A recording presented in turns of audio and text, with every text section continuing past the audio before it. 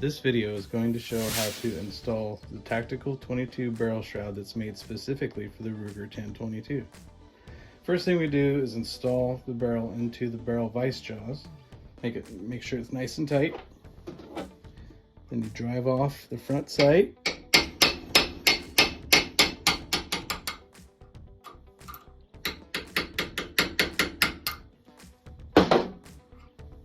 We use a brass drift and loosen it up.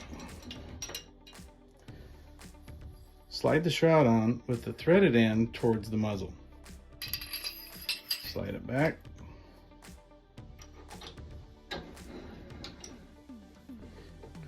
Tighten the vise nice and tight. Reinstall your front sight.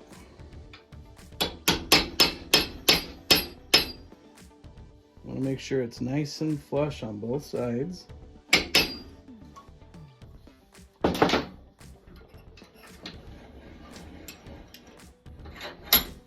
Install the front cap.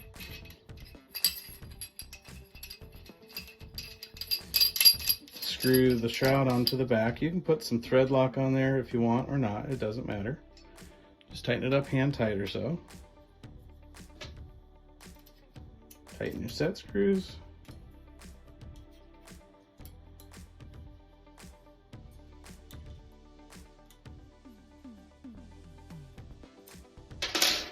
And that's it, you're done. Here's a 6-inch barrel shroud on a standard carbine wooden stock. The nice thing is the barrel band can still slide over, be put in place to be tightened. The 4.5 inch, see, we'll come to about there. The 8 inch, come back a little bit too far. So you'd either have to cut the stock or you need a shorter stock. We also have the solid side, 4.5 inch, 6 and 8 inch. If you have a stock that comes down where the 8 inch can slide under, then you can get one of those. But our favorite is the 6 inch vented, but the 6 inch solid is just as nice.